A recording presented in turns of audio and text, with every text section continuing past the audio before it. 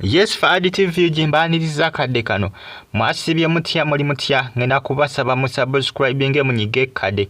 Abali Saudi mbatumeddeko, abali Qatar, abasinza mu ggwanga erya Oman mbebaza nembagamba nti muli big nnyo kubanga mugifollowinga. Comment section weri awo obubaka buntira mu comment section tusigale nga ogifollowinga. Pastor Tom Mugerwa kiguddeko musajja wattu ngenda kwambi kutuusaako masa. Waliwo omwami gwe balagidde nti gyalina okubanga agenda nti era Pastor Tom Mugerwa ajja kubasobola okubanga amuwonya.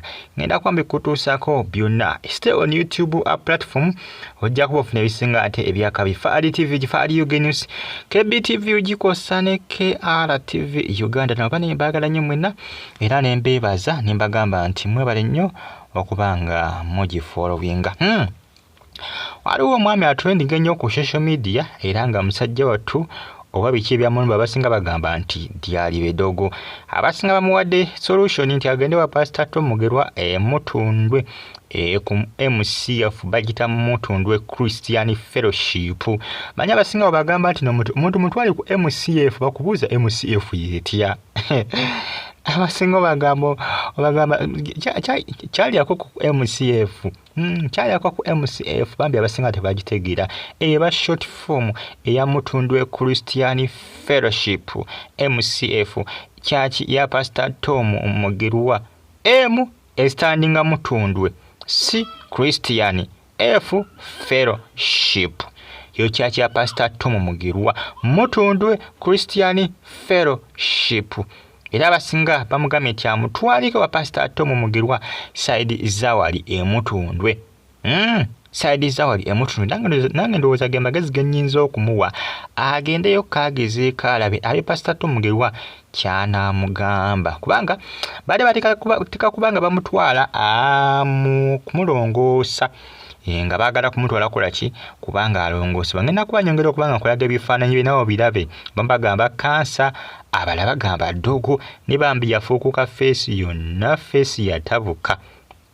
Kyova nakugamba nti wobeera mu nsi muno nga weeyagala ng'oli mulamu toyina bulemu bwonna bwonna toyina bulabe bwonna bwonna ku mubiri gwo weebaze Katonda. Weebaze Katonda mugambe ndi Katonda oli w'amaanyi.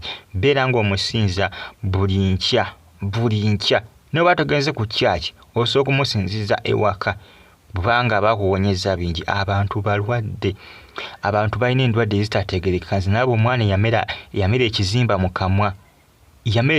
kamwa, imagine ekizimba ekyo kumpe kiri ku mumiro, okumulongoosa balina okukisala ate nga beegendereza kuba ayinza n'okufiirayo. Ndowooza omulengera omwami oyo bambi abamu bagamba agende ku ssajale, genda ku ssajale, abamu bagamba sooka ogende nkoko mu kyaki. Era abasinga bamusongedde wa Pastor Tom Mugerwa gye bamusongedde bambi ti gyabakola ki gyabagenda asooka agende bakole kye bamusabireko nebinaba tebiwonye awo alyoka agende mu ssajale. Tomanya bwana bavuddeko wa Pastor Tom Mugerwa mu kyaki n'agenda mu ssajale ejja kutambula kiriya, operation ejja kutambula malembe kubanga bambagamba nti oba oliawo kansa. Bagamba nti ebintu bino basobola okubisalako ku mubiri kuno ne babimusalako ebintu ntubwe bityo kwegamba bannaaye. Namutunuulidde bambi nankwasa ennaku omwami ono.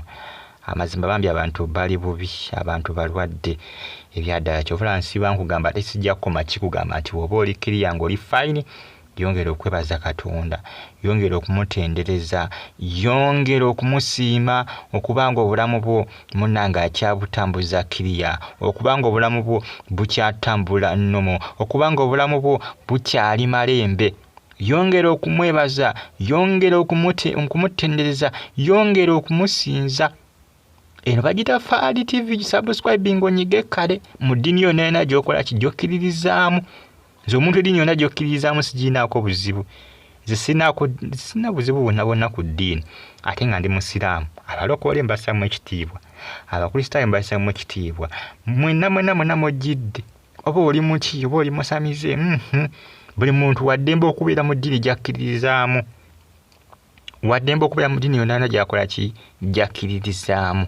Nzere ekyo munaye sikivaako n'osanga olinga ssebo alumba eddiini endala, alumba abalokole, akola biki.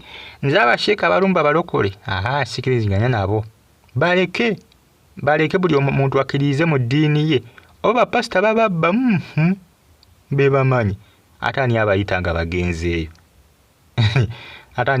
bagenzeeyo yesibiinaako buzibu era munnange osanga oli ng'agamba lwaki mumusindike wa pasita Tom Mugerwa bamusindike wuwo ogenda kumusabira ate osaba nyumba bwe batuba tebalina nakibalinawo kyamaanyi kiri awo lwaki mwagala basindikira lwaki mumusindika mu balokole ndabeyo abatajja ku social media okwo nga bagamba omusajja lwaki bamusindika simanyi wa pasita Tom Mugerwa nesikira mbuzibu bonna kati nebuuza bakayana ogenda kumusabira yegwe olina kyaki yegwe ani akumanyi gwawakana gwani akumanyi abantu abamu bannange abamusubscribinge munyige kadi bagita Fadi TV giringa ensonga zeezo bamusindisi wa pastor Tom tulinzi tulabe bana bagenzi wa pastor Tom Mugerwa ne bwana bavuddeyo bambi nja kombi kutusa kwano ku Fadi TV UG n'okubanga munnange agenda kubatwalibwa mu kulongoosebwa ebizimbe ebyo bannange kansa manyi kansa naye yatabuka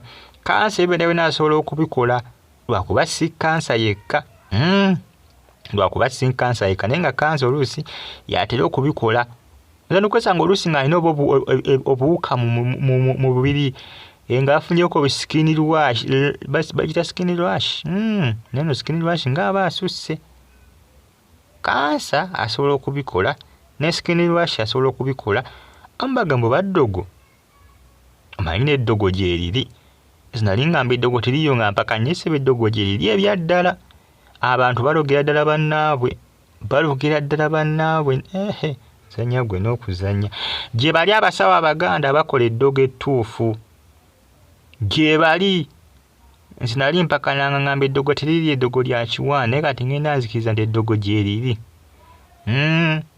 eddogo giri abantu baloga bannaabwe kati musajja wattu bambi batekaleka kubanga atwalibwa wa pastor Tom Mugerwa musubscribinge munyige kade bagita Fadi TV kama Katonda muyambe asoko bambi ng'aterera naye nga yo face yaggwawo babagantu gamuyiwa ku mubiri kwonna yali musajja nagagga bijodolo binyonkondo akasente konna kagwawo akasente konna kagwa muntu nzo kubanga olina ensimbizo naye baba ekibale kiyinza okuluma nekizikunuunamu zonna nekikukenenula ensimbizo zonna nekizisaanyawo nekizitwalaganya tebola basinga kufakasinga kunyo ku ddogo kugamba nti eryo ddogo oli amusindikira ddogo kumusaanya okusaanyawo obulamu bwe n'okusaanyawo ensimbi ze n'okusaanyawo ebintu byonna byakoleredde ebbanga abasinga bagamba